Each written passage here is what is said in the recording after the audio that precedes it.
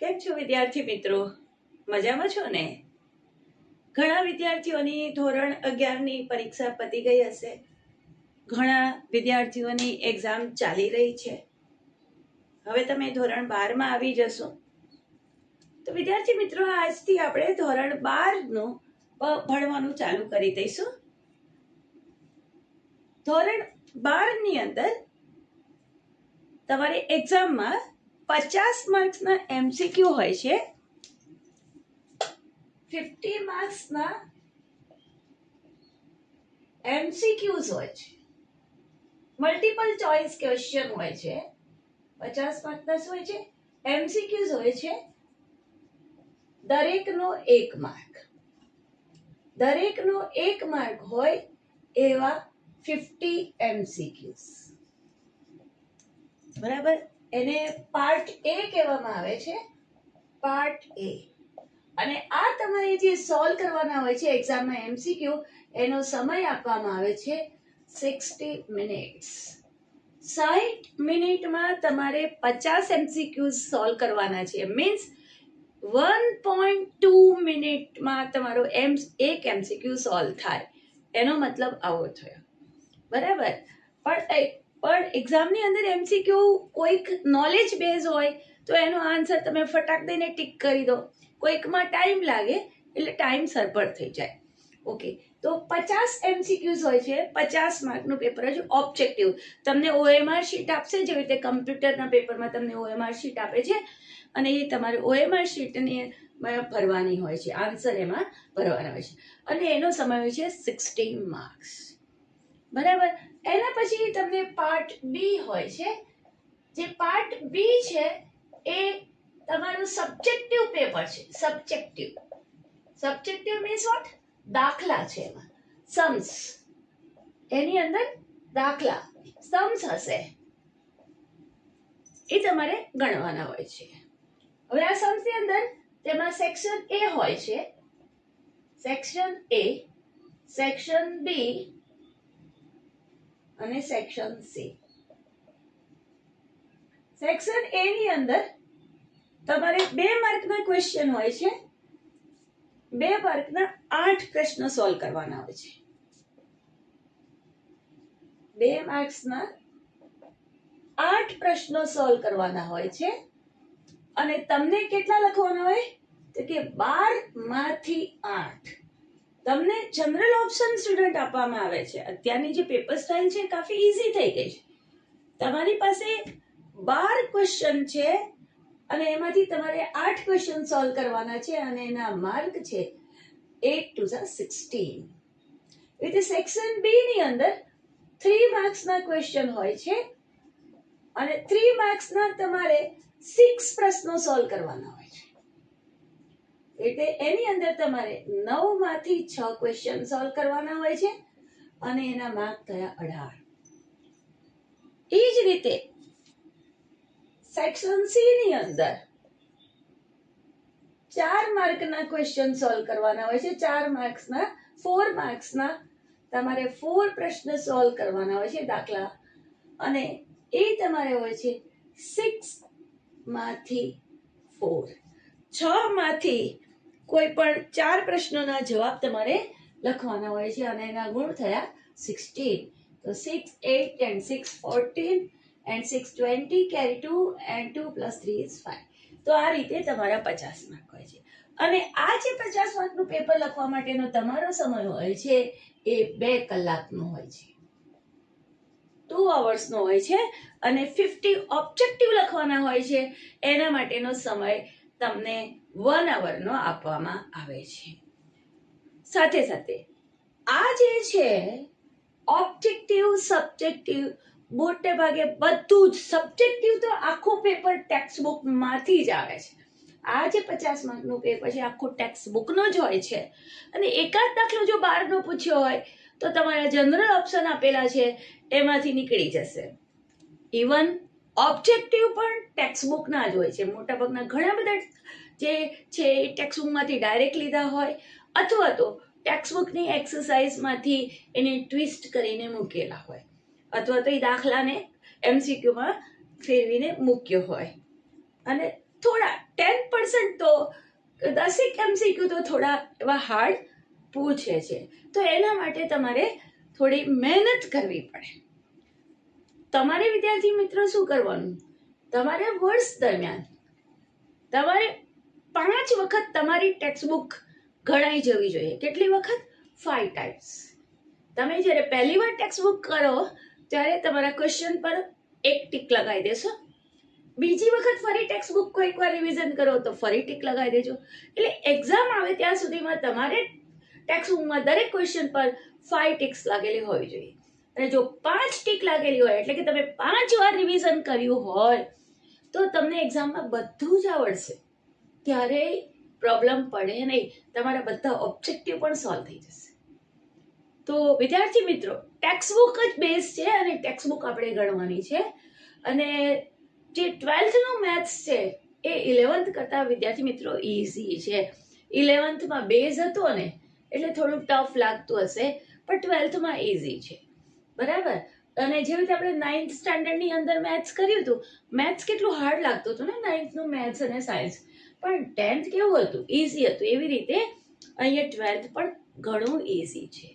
બસ તમારે મહેનત કરવાની જરૂર છે. તમારે 5 ટાઈમ્સ ટેક્સ્ટબુક ગણવાની, એટલે ઉપર છેલ્લી નહીં ગણવાની, વ્યવસ્થિત રીતે બધા જ દાખલા ગણવાના. ઓકે.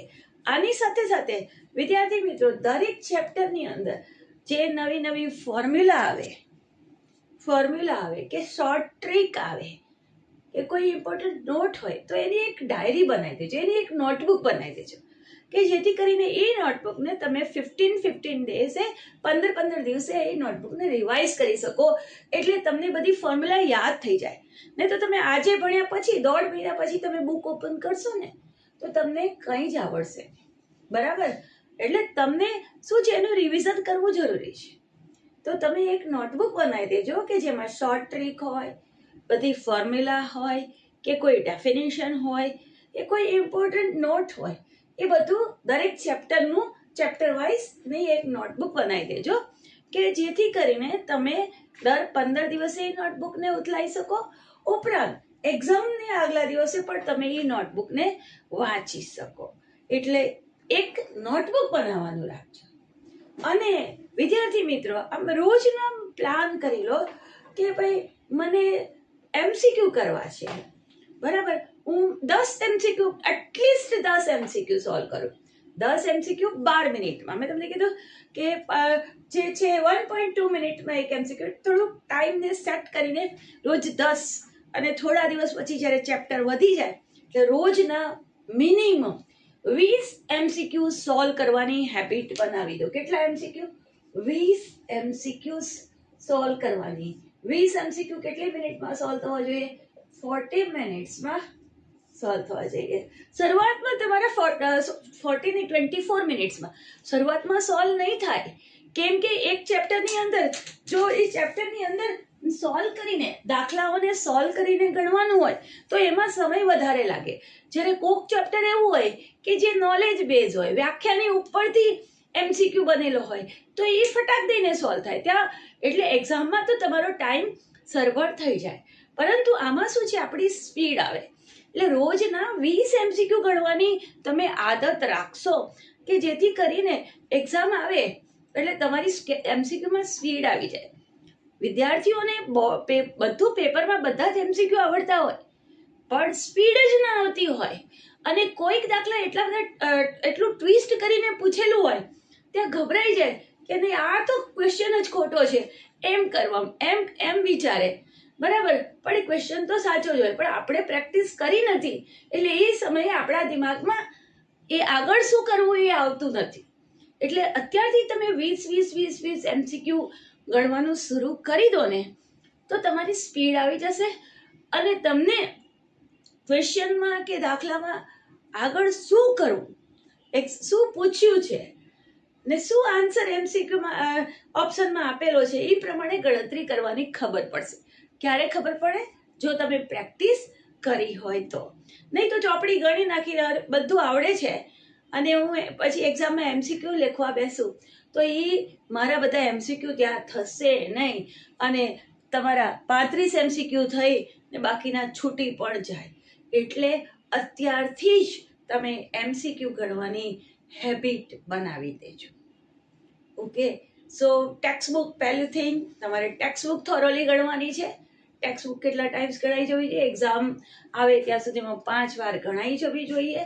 બીજી વસ્તુ કે તમારે દરેક ચેપ્ટરની અંદર જે પણ ફોર્મ્યુલા આવે કે પછી શોર્ટ ટ્રીક લખેલી હોય કે પછી કોઈ ઇમ્પોર્ટન્ટ નોટ લખેલી હોય તો એ બધું તમે એક નોટબુકમાં લખી નાખજો કે જેથી કરીને તમે એક્ઝામ ડ્યુરિંગ તમે રિવાઇઝ કરીને જઈ શકો.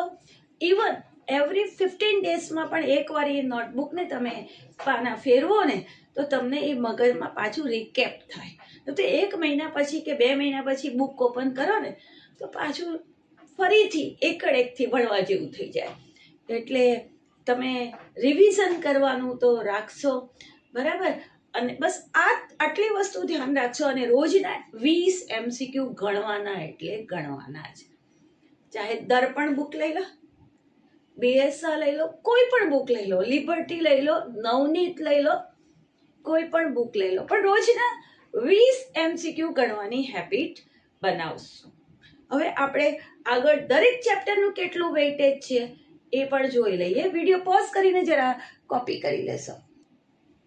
તો વિદ્યાર્થી મિત્રો, આપણે હવે દરેક ચેપ્ટરનું વેઇટેજ જોઈએ. ધોરણ 12ના ગણિતની ટેક્સ્ટ બુકમાં ટોટલ 13 ચેપ્ટર છે.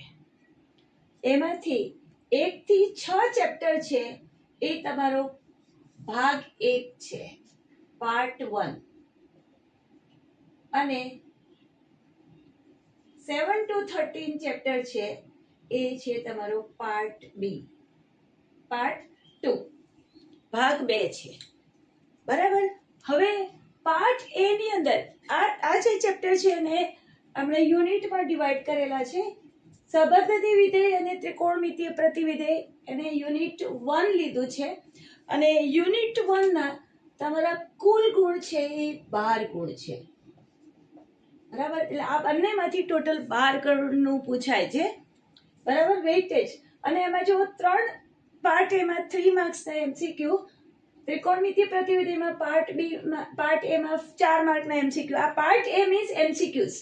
આ જે વાત કરી રહી છે એ MCQs ની વાત કરી રહી છું. જે ખાલી જગ્યા પૂછાય, ખાલી જગ્યા ન કહેવાય, MCQ બહુ વિકલ્પ ક્વેશ્ચન છે. સંબંધ અને વિધેયમાંથી 3 માર્કના અને ત્રિકોણમિતીય વિધેયમાંથી 4 માર્કના.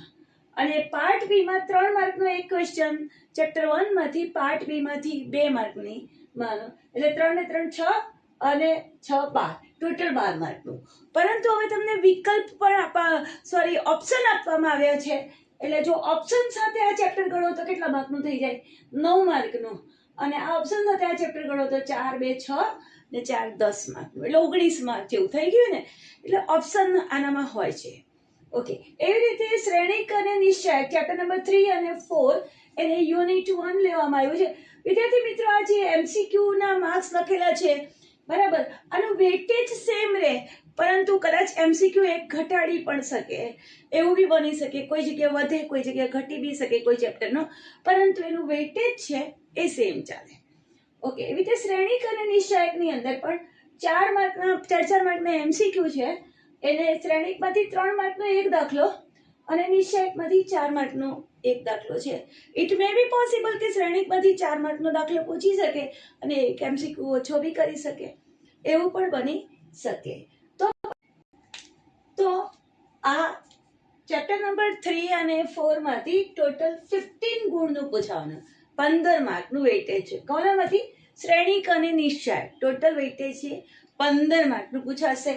અને જો ઓપ્શન સાથે લઈએ, જનરલ વિકલ્પ સાથે, તો અહીંયા 7 માર્કનું અને નિશ્ચયક છે એ પણ 7 માર્કનું, બરાબર? એટલે 4 માર્કનો એક દાખલો અહીંયા આવ્યો, ઉપરાંત એક 3 માર્કનું કંઈક બીજું હશે, એટલે ટોટલ 7 માર્કનું વેઇટેજ હોય છે. ઓકે, યુનિટ 3, આનું યુનિટ નથી, આનું જે વેઇટેજ છે એ પ્રમાણે આમાં થોડું વેઇટેજ આગળ પાછળ કરી શકે, પણ યુનિટનું ટોટલ વેઇટેજ છે 15 માર્કનું એ જાળવી રાખશે. ઓકે, સાતત્ય અને વિકલન ચેપ્ટર નંબર 5 એટલે ડેરિવેટિવ આપણે 11માં ચેપ્ટર હતું લક્ષ અને વિકલન, એ વિકલન વાળું, એમાં 3 માર્કના MCQ અને 5 માર્કનું છે એ સબ્જેક્ટિવ પેપરમાં હોય. એક 3 માર્કનો દાખલો હોઈ શકે, એક 2 માર્કનો હોઈ શકે, એ રીતે. અને વિકલિતના ઉપયોગો 4 માર્કના MCQ હોય છે અને 4 માર્કનો દાખલો, જે 4 માર્કના દાખલા છે એમાં વિકલિતના ઉપયોગોનો દાખલો હોય છે. અને જનરલ વિકલ્પ સાથે ચેપ્ટર નંબર 5 છે એ 9 માર્કનું છે અને ચેપ્ટર નંબર 6 છે એ 7 માર્કનું છે. ઓકે, હવે યુનિટ નંબર 3 લઈએ. યુનિટ નંબર 3 નું ટોટલ વેટેજ છે એ સૌથી વધારે વેટેજ જે બતાવે એ 45 માર્ક્સનું વેટેજ અહીંયા છે. 45 ગુણ. કયું? સંકલન, સંકલનનો ઉપયોગ અને વિકલ સમીકરણ. ત્રણેય ચેપ્ટર સંકલનના છે.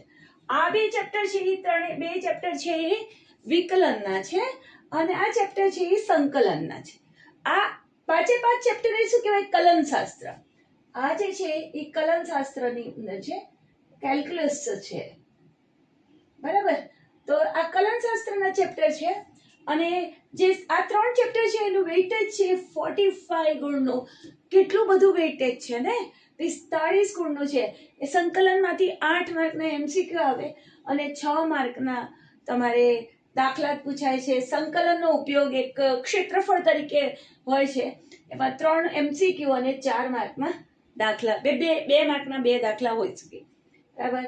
વિકલ સમીકરણની અંદર 4 MCQ અને 2 માર્કના 2 દાખલા હોઈ શકે, યા તો 4 માર્કમાં 1 દાખલો હોઈ શકે, યા 3 માર્કમાં હોઈ શકે. ઇટ ડિપેન્ડ્સ ઓન, પણ ટોટલ જે એનું વેઇટેજ છે એ 45 ગુણ. અને વિકલ્પ સાથે આમાં કોઈ વિકલ્પ, એક્સ્ટ્રા વિકલ્પ આમાં આપેલો નથી. 6 નું 6, 4 નું 4. અહીંયા કઈ વિકલ સમીકરણની અંદર 6, જનરલ વિકલ્પ સાથે 6 માર્ક. ઓકે, પછી છે યુનિટ નંબર 4. યુનિટ નંબર 4 નું વેઇટ છે એ 16 ગુણનું છે, 16 ગુણનું, બરાબર? આ 16 ગુણનું ટોટલ વેઇટેજ છે. 6 ને 2 8, 6 ને 2 8, 8 ને 8 16. તો સદિશનું બીજગણિત 6 માર્કનું, MCQ અને 2 માર્કનો દાખલો, ત્રિપરિમાણીય ભૂમિતિ 3 MCQ અને 5 માર્કના દાખલા હોય. અને જનરલ વિકલ્પ સાથે આનું વેઇટેજ આટલું થાય. પછી સુરેખ આયોજન, એ યુનિટ 5 એનું ગુણ પણ છે 5. યુનિટ 5 અને ગુણ પણ છે એ 5 ગુણ. 5 ગુણ હોય છે આના. કેટલા હોય છે? એના ગુણ છે એ 5 હોય અને 2 MCQ અને 3 માર્કનો એક દાખલો હોય, યા તો અને આ જનરલ વિકલ્પ સાથે હોય એટલે 3 માર્કનો એક દાખલો હોઈ શકે અને તમારો અહીંયા MCQ છે એ 3 MCQ પણ હોઈ શકે. એવી રીતે સંભાવનાનું વેઇટેજ છે 7 ગુણ. એમાં 2 MCQ હોય, 5 માર્કના જનરલ વિકલ્પ વગર દાખલા હોય અને જનરલ વિકલ્પ સાથે 7 માર્કનું. જો ટોટલ થયું 12. ઓકે, અને ટોટલ આના ગુણ છે એ 100. ઓકે, આગળ જઈએ. આગળ સ્ટુડન્ટ વિદ્યાર્થી મિત્રો, એક ઓર વાત કહી દો કે તમારે પાસ થવા માટે આ શ્રેણિક, નિશ્ચાયક, પછી આ ચેપ્ટર બી બહુ ઈઝી છે, સદિશનું બીજગણિત, ગણિત, ત્રિપરિમાણીય ભૂમિતિ, સુરેખ આયોજન અને સંભાવના. તમે આટલા ચેપ્ટર તૈયાર કરી દો ને, તમે પાસ થઈ જાઓ, બરાબર? જુઓ ને કેટલું વેઇટેજ થાય છે. આનું કેટલું ટોટલ થયું? 4 ને 3 7 ને 7. તો કેટલું થયું વેઇટેજ? 7 ને 4 11, 4 ને 3 7, 4 ને 4 8. ટોટલ 15 ગુણનું આ છે, 15 ગુણનું આ, 16 ગુણનું આ, 15 અને 16, 31 ને 5 36 ને 7 33. આ તો 33, આ તો વિકલ્પ વગર, પણ વિકલ્પ સાથે કરો તો આટલા ચેપ્ટર બી તમે તૈયાર કરી નાખો તો તમે ઇઝીલી પાસ તો થઈ જ જાઓ. એટલે કે જે છે 12મા ધોરણનું મેથ્સ છે એ રિયલી ખૂબ જ ઇઝી છે. તમે વિડીયો પોઝ કરીને જરા કોપી કરી લેશો. આઈ હોપ કે તમે કોપી કરી લીધું હશે.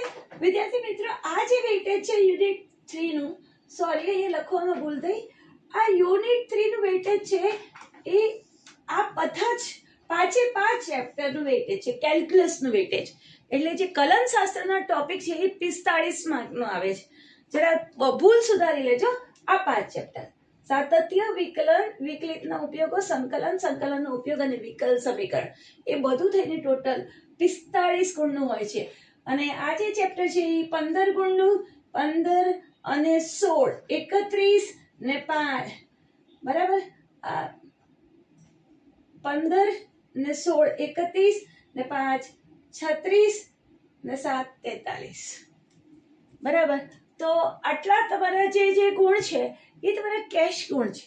જુઓ ને, આ યુનિટની અંદર 15 માર્કનું, 15 અને 16, 31, 31 ને 5, 36 ને 7, 43, 43 ગુણ તો તમે રમતા રમતા લાવી શકો અને તમે આરામથી પાસ થઈ જાઓ. એટલું ઇઝી છે. આટલા ચેપ્ટર તો એકદમ ઇઝી છે, બાકીના ચેપ્ટર પણ ઇઝી છે, પણ આ ચેપ્ટર તમારે પાસ થવા માટે આટલા ચેપ્ટર તૈયાર થયેલા હોય તો તમે આરામથી પાસ થઈ જાઓ. તો આ જરા ભૂલ સુધારી લેશો પછી આગળ.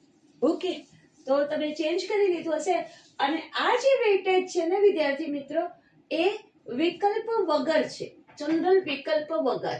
એટલે તમારી પાસે આજે 4 ને 3 7, 4 ને 4 8 એટલે 15, 8 અને 7 15. એવી રીતે અહીંયા 3 ને 5 8, 8 ને 8 16, 16 ને 8 24 ને 36 ને 7 37 ને 8 45. આ ટોટલ 45. એવી રીતે આ 15 થઈ ગયો. આથી 6 ને 2 8 ને 5 ને 3 8, 8 ને 8 16, પછી 3 ને 2 5 ને 5 ને 2 7. તો આ વિકલ્પ વગરનું છે. અને વિકલ્પ વગરના આટલા ચેપ્ટર છે, તમે ઈઝી ચેપ્ટર છે, આરામથી કરી શકો. 15 ને 16, 31 ને 5, 36 ને 7, 43 એ વિકલ્પ વગર. અને એમાં જ્યારે આપણે વિકલ્પ એડ કરીએ તો કેટલું બધું કામ આપણું પૂરું થઈ જાય નહીં. તો વિદ્યાર્થી મિત્રો, આટલો પાસ 12th સ્ટાન્ડર્ડમાં પાસ થવું ખૂબ જ ઇઝી છે. આઈ હોપ કે તમે આ પેપર સ્ટાઇલ કોપી કરી લીધી હશે. હવે આપણે નેક્સ્ટ લેક્ચરની અંદર ચેપ્ટર નંબર 1 શરૂ કરીશું. Okay, thank you students. Have a nice day. Enjoy. Bye bye.